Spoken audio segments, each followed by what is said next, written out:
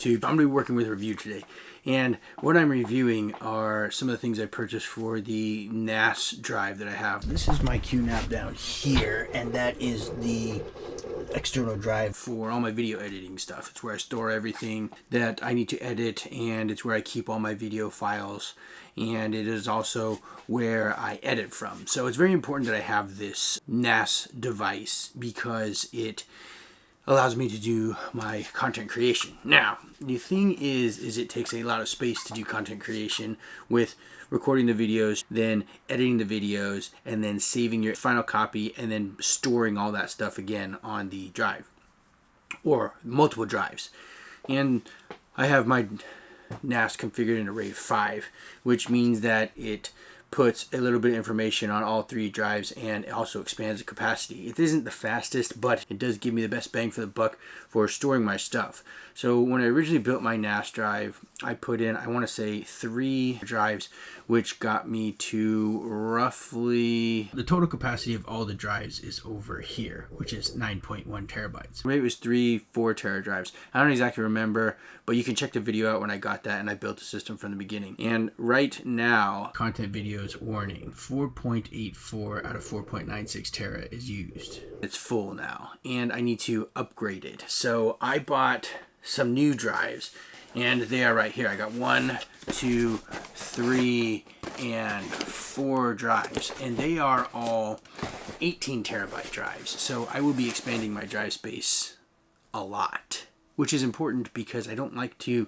have to continually upgrade my drives, which may be inevitable in the future. Right now I'm only using 1080p at 60, and I will be using much bigger video files, I assume, later with 4K or bigger. When I ordered these drives, I was kind of looking around to trying to find information about them, whether or not it's worth it to get all the same manufacturer or all different manufacturers with different lots or the same lots, or what would be the most beneficial. I couldn't really find what a solid, firm answer was. A lot of people said buy different manufacturers. So if one fails, it wouldn't be all of them would be likely to fail. And if you are going to buy the same manufacturer, make sure you buy different lots.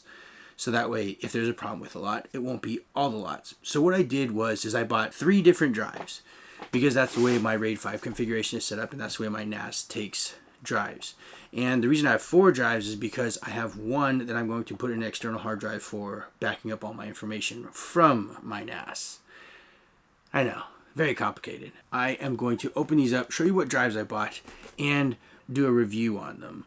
Then I'm also going to put them in the server and upgrade my server in a separate video. Let's get into these guys. I ordered all of these from Amazon. I know sometimes you can get them from cheaper places than that, but it was just simple and easy. And this is what came. This is one of the drives right here.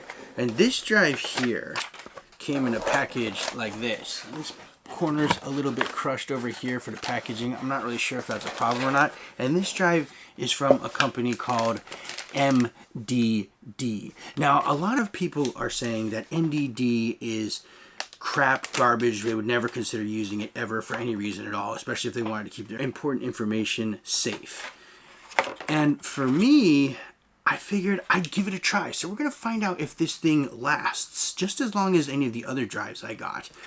And I'll show you what those are in just a moment. But this is the MDD digital drive, Max Digital Data Drive, I believe is what the company's called. It's an enterprise edition. It has a 5-year warranty. It's a 7200 RPM drive with a 256 meg cache. It directly competes with all of the other top name manufacturer drives. So I figured I'd give it a shot. So I'm going to put that in one of the drives. And then I also got this drive here, which is a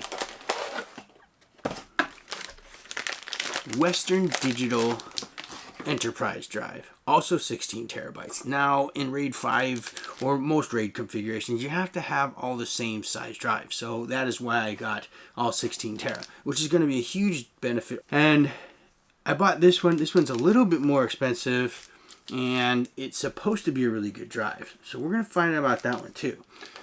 This one didn't come with any damaged or crushed packaging, so I don't know if that's going to make a difference or not in the future on whether or not it lasts longer. And then I got another drive here, which is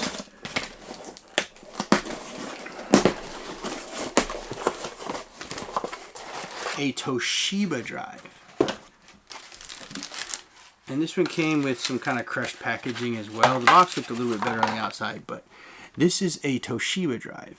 So this is also an enterprise drive. So I got all enterprise drives, which I figured was important because they're going to be spinning for pretty much ever. Every day, all day long, never stop. I never shut my server down, and they need to last forever. But I bought 3 different manufacturers, and we're going to see out of all 3 of these drives if we have any issues or if we have any problems with them, or which one fails first, or if any of them fail.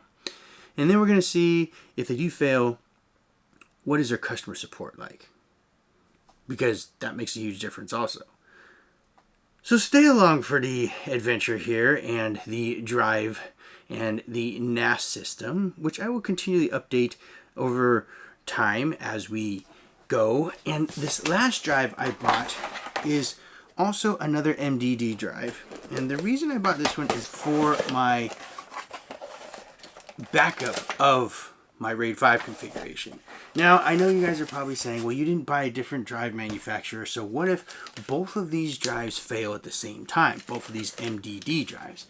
And the only thing I can say to that is that I bought them at different times from different suppliers, and they are both supposed to have a 5-year warranty, which is better than almost anything out there. Unfortunately, it doesn't give a manufacturer date on them, but they do give serial numbers. It does have a different set of serial numbers, obviously, but a far different one, which this one's a ZR7 instead of a ZR5.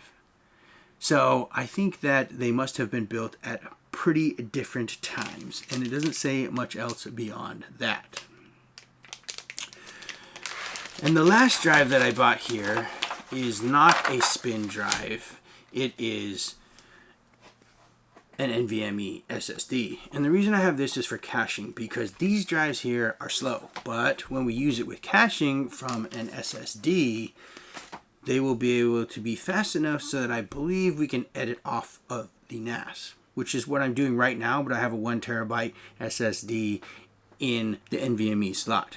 And I'm planning to put in a 2 terabyte because of the large increase in space that we're going to have. So that's a little unboxing on what I got here and a sort of review, if you will, of what I bought and how it came packaged and what I feel about them. So I think the MDD drives main purpose is that they're cheaper. So that is why I bought those. They're significantly cheaper too.